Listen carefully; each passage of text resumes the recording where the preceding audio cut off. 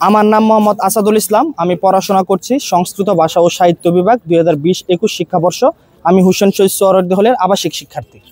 আজকে আমি কাফনের কাপড় নিয়ে অনশন ধর্মঘট চালিয়ে যাচ্ছি, কারণ যেই কোটার বিরুদ্ধে আন্দোলন করতে গিয়ে এত রক্ত এত পঙ্গুত্ব বরণ হইল বাংলাদেশে, সেই কোটা ইস্যু কেন আমাদের রাজশাহী বিশ্ববিদ্যালয়ে আবার পুনর্জাগৃত হবে।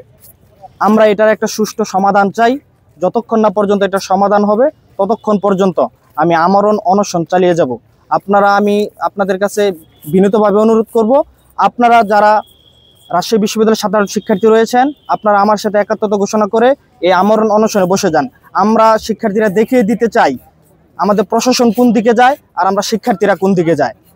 17 বছরের স্বৈরা শাসন যদি আমরা শিক্ষার্থীরা দূর করতে পারি, আমাদের রাজশাহী বিশ্ববিদ্যালয়ের প্রশাসনের এই যে সিন্ডিকেট, এটাও আমরা ভাঙতে পারবো। এটা হলো আমার প্রত্যাশা। আমি সকলের প্রতি বিনীতভাবে অনুরোধ করছি, আমার সাথে একাত্মতা ঘোষণা করে আমাদের এই এক সারিতে এসে অনশন ধর্মঘটে বসে যান। আমার দাবি হলো, রাজশাহী বিশ্ববিদ্যালয়ের যে পুষ্যকোটা নামে যে বিস্ফোরা, এটা সমূলে শেষ করতে হবে। যতক্ষণ না শেষ হবে ততক্ষণ আমি অনশন চালিয়ে যাব। আমি রাকসু নির্বাচন পদপ্রার্থী হুসেন শহীদ সোহরাওয়ার্দী হল, স্বতন্ত্র ভিপি প্রার্থী, কোনো প্যানেল ব্যতীত। তখন 2021 সালে অ্যাডমিশন পরীক্ষা দেই।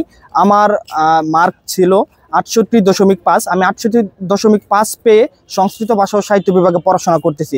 কিন্তু ওই একই বছর পুষ্যকোটা নিয়ে শিক্ষার্থীরা, আমরা দেখছি বিশ্ববিদ্যালয়ের প্রশাসনিক যারা টিচার রয়েছেন, যারা বিশ্ববিদ্যালয়ের কর্মকর্তা রয়েছেন, তাদের সন্তানাদিরা 40 মার্ক পেয়ে ল ডিপার্টমেন্ট, ইংরেজি ডিপার্টমেন্ট, পাবলিক অ্যাডমিনিস্ট্রেশনের মতো বড় বড় ডিপার্টমেন্টে পড়াশোনা করতেছে 40 মার্ক পেয়ে। সেই ক্ষেত্রে আমরা গ্রাম থেকে উঠে আসা শিক্ষার্থীরা, আমরা 70-60-এর উপর মার্ক পেয়েও আমরা ভালো ভালো ডিপার্টমেন্টে পড়াশোনা করতে পারছি না।